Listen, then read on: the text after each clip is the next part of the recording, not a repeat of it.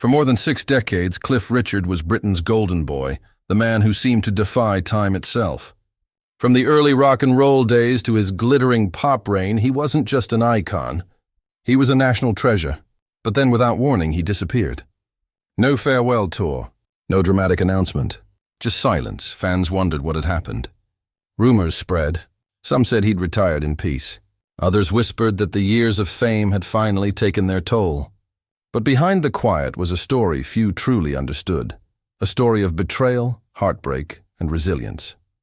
Now, after years away from the spotlight, Cliff Richard is finally ready to tell the truth. What he reveals isn't about music or fame. It's about survival. About how the same world that once lifted him up nearly destroyed him. And how, against all odds, he found a way to come back stronger, calmer, and freer than ever before. This is the untold story of Cliff Richard, the rise, the silence, and the truth that changes everything we thought we knew about him. Before the fame, before the headlines, before the decades of success that would define an era, there was just a young man named Harry Webb, born in Lucknow, India, and raised in post-war England. He was shy, quiet, and uncertain of where he belonged. Music became his refuge. And in the late 1950s, as the world began to change, that refuge became his destiny. When he first stepped on stage under the name Cliff Richard, rock and roll was still considered dangerous, a rebellious noise imported from America.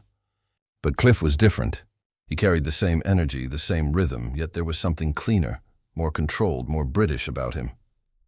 Parents didn't fear him. They approved of him. Teenagers adored him. Almost overnight, he became Britain's answer to Elvis Presley.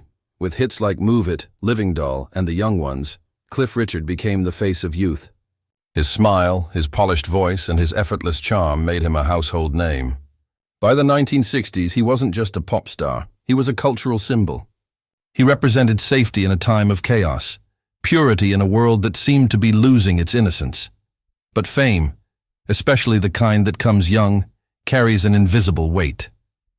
Behind the perfect grin and tailored suits, Cliff was struggling with something most fans never saw: the fear of losing himself to the very machine that made him.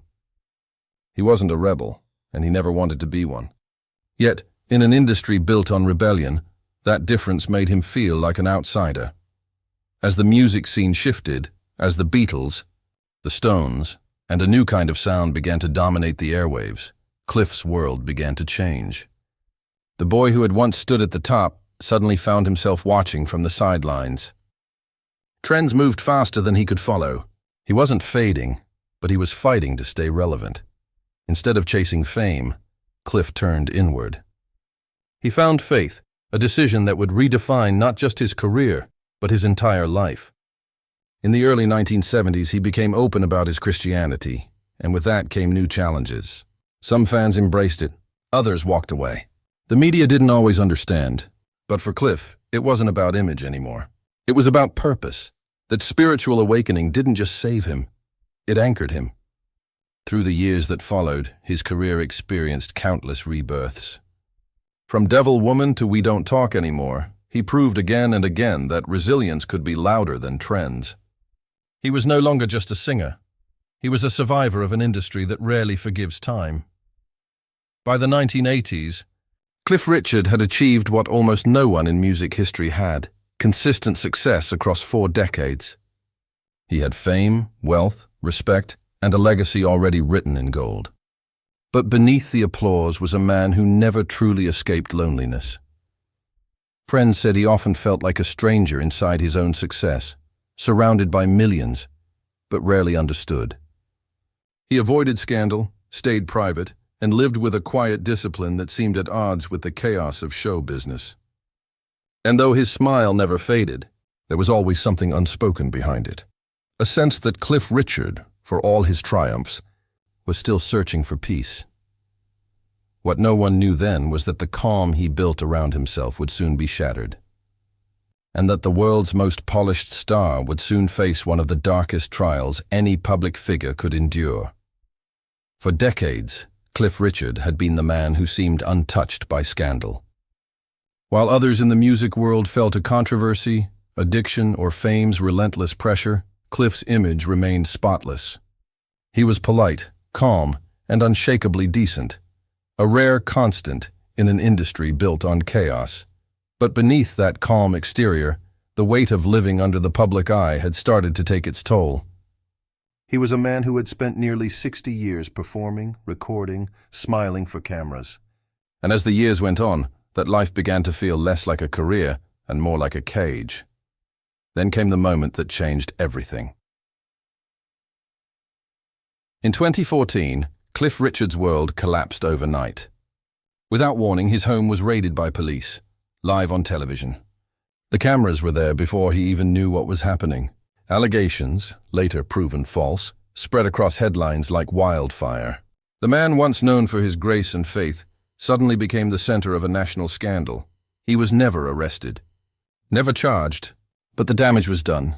The public humiliation, the invasion of privacy, and the endless speculation left him shattered. For the first time in his career, Cliff Richard withdrew completely from the world he once ruled. Concerts were cancelled, appearances disappeared. The once unstoppable legend simply vanished. Friends described him as heartbroken, stunned by how quickly his reputation had been destroyed by rumor alone. In interviews years later, Cliff admitted he couldn't eat, couldn't sleep, and could barely bring himself to sing. "It was like watching your whole life burn down," he said quietly, "and knowing you did nothing wrong." What made the ordeal even harder was his faith. The very foundation that had sustained him was suddenly being tested like never before. The man who had preached forgiveness was now asked to forgive those who had publicly humiliated him. The man who had built his life on grace now faced the darkest test of all: to remain gracious when the world refused to believe in his innocence. In those silent years away from the spotlight, Cliff began to reflect deeply on what fame had really cost him. He realized that no matter how beloved you are, one accusation, one rumor, can destroy a lifetime of trust. The cameras that once celebrated him had turned into weapons, and the public, who once adored him, now watched from a distance, unsure of what to believe. The pain changed him. It stripped away the optimism that had once defined his public image. But in that pain, something else began to grow: resolve. In 2016, after a lengthy legal battle, the truth finally came out. Cliff Richard was cleared of all allegations. The police case collapsed.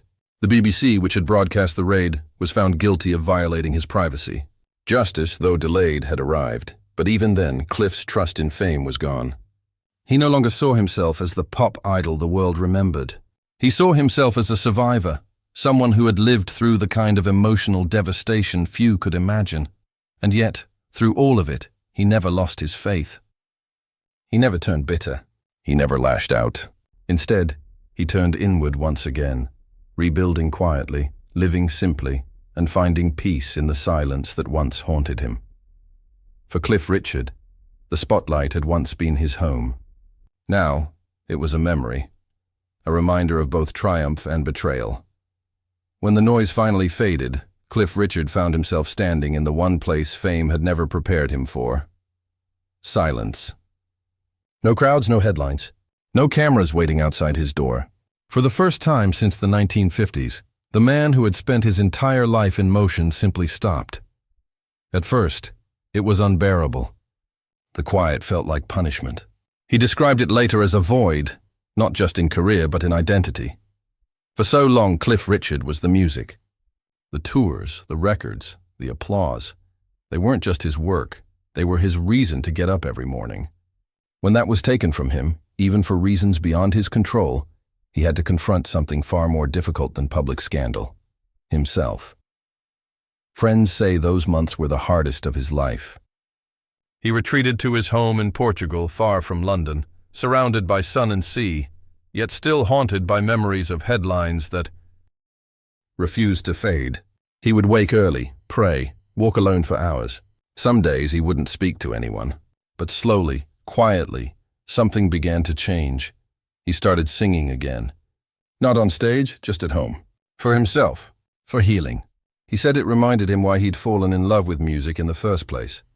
Not for fame or recognition, but for the way it touched the soul.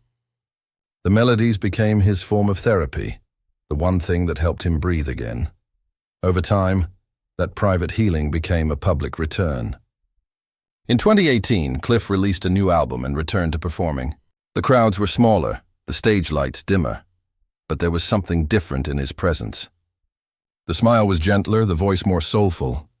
Gone was the glossy pop star image of the 1960s.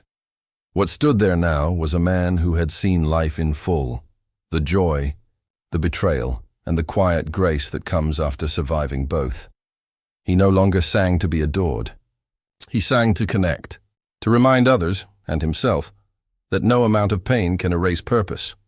Fans who attended those comeback shows said the atmosphere felt sacred, almost like church. They didn't just see Cliff Richard performing. They saw him healing. In interviews, he spoke about forgiveness, about letting go of anger, even toward those who had hurt him most. "If I held on to hate," he said softly, "they'd still have power over me. And I refuse to let that happen." Those words revealed a man who had found something greater than vindication, peace. His faith, tested but unbroken, became his compass once again. He poured his emotions into his music, his words, and his quiet routines. He stopped chasing the spotlight and began chasing moments that made him feel alive again. Laughter with close friends, quiet dinners, long walks at sunset. And as he rebuilt his life, the world began to see Cliff Richard in a new light. Not as the forever young idol of the past, but as a man who had lived, endured, and risen with dignity. The innocence that once defined him had evolved into something deeper, wisdom. In a world obsessed with reinvention, Cliff had done something rarer. He had returned unchanged at his core, still humble, still hopeful, still standing. But as peace began to settle back into his life, one question remained. Would he ever truly trust the spotlight again? Today, at 84, Cliff Richard no longer lives for the spotlight. The world that once defined him has grown quieter, softer, smaller, and he's perfectly fine with that. He has nothing left to prove. The boy who once carried Britain's pop dreams on his shoulders has become a man who values peace over applause, honesty over image, and faith over fame.